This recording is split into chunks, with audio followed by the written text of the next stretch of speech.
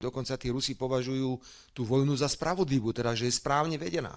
Potom je iná morálka na tej vojenskej strane, keď to porovnávate s tou druhou stranou. Čiže Trump narazil na realitu a po nejakom čase, keď som s ním hovoril na tom stretnutí na Floride, mal som pocit, že stratilo to záujem. To je tam váš regionálny, lokálny konflikt, to si vy, Európania, vybavte sami medzi sebou, nás do toho neťahajte. Potom urobil dobrodružstvo vo Venezuele, kde som neveril vlastným očiam.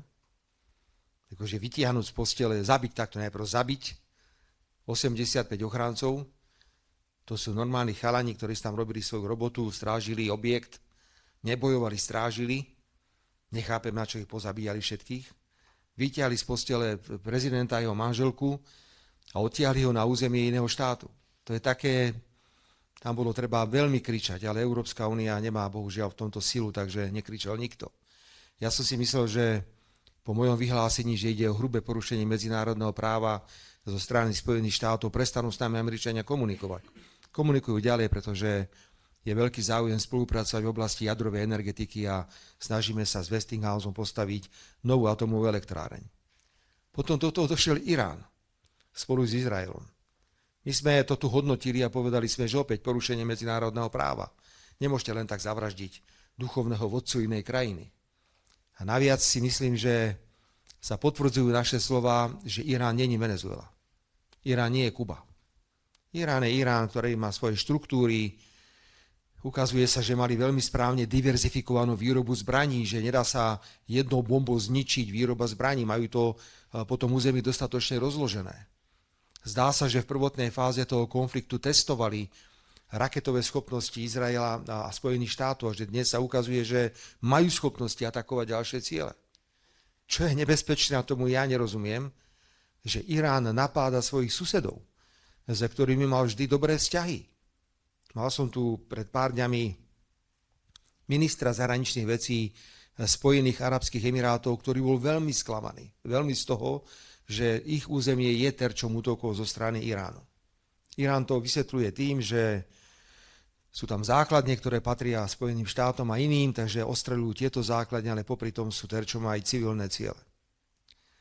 Sme teda v atmosfére, milí priatelia, kde v prvom rade sa musím starať o to, aby Slovensko malo tú ropu a malo ten plyn. Bez toho sa nepohneme. Prosím, nemajte pocit, že to len tak niekde sa nájde. To sú obrovské, komplikované operácie, kúpiť niekde, objednať ten tanker, presviečať, rokovať o tranzitných poplatkoch. A pritom máte funkčný ropovod, ktorý by dnes vyriešil obrovské množstvo problémov nielen u nás a v Maďarsku, ale dnes tá ropa je problém reálne v Európe. Z tohto všetkého, vážení priatelia, nám vyplýva druhá úloha, a to je, čo sa bude ďalej diať na Ukrajine. Ja neviem. Cítim únavu z materiálu, cítim únavu už aj v Európskej únii. Už to trvá dlho, nie sú žiadne výsledky, iba rátame mŕtvych a zranených a pozeráme sa, ako sa tá línia mení v prospech Ruskej federácie. Teraz je veľa emócií s tou 90 miliardovou pôžičkou. Máme summit budúci týždeň, opäť sa budeme vo veľkom venovať Ukrajine, čo nie je správne, pretože my by sme sa mali venovať predovšetkým sami sebe v Európskej únii. Máme veľký problém. A to je otázka konkurencie schopnosti, že či sme schopní konkurovať ešte Číne a ďalším pri tých cenách, ktoré máme z hľadiska predovšetkým elektrickej energie. Preto, ak budú naďalej ďalšie a ďalšie iniciatívy, že poďme poslať nejakých vojakov na Ukrajinu. A sú také krajiny, ktoré by boli pripravené toto urobiť.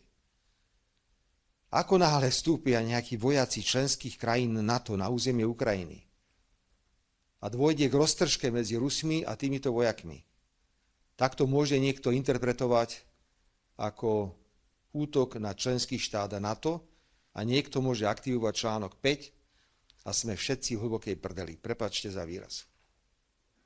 A tu už prestáva akákoľvek zábava, akákoľvek sranda. A naviac platí, znovu opakujem, v konvenčnej vojne nie sme schopní ruskú armádu poraziť. Konvenčnej.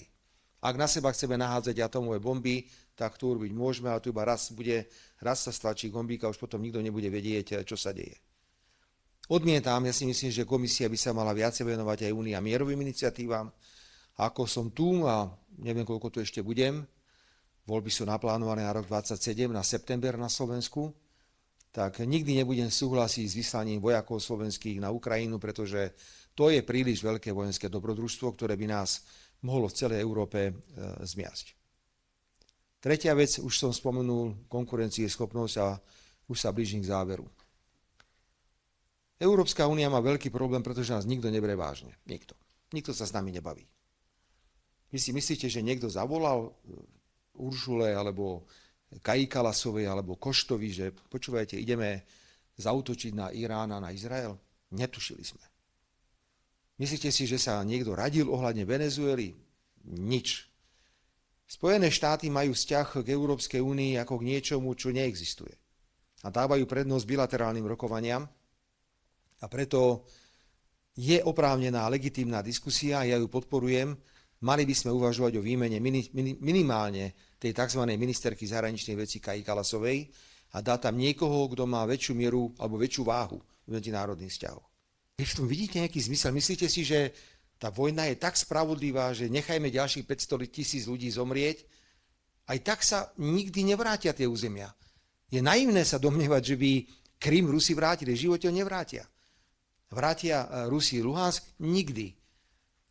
Vrátia Rusi Donetsk? Nikdy. Ešte tam je 25% územia, o ktorých teraz bojujú, pretože tam je ukrajinská kontrola. A máte ešte potom samozrejme úsek, kde sa bojuje, kde bol návrh od Trumpa, že tam by mala skončiť tá mierová dohoda, že tam jednoducho tie boje prestanú. Tak ja neviem, či som ja mimo misu, alebo niekto iný mimo misu. Ja si stále myslím, že ten mier by mal dostať prednosť a mierové rokovanie. No nie je lepšie sa hádať za stolom rok, ako na seba hádzajú rakety. Však nech sa hádajú a nech dôjdu k nejakému záveru.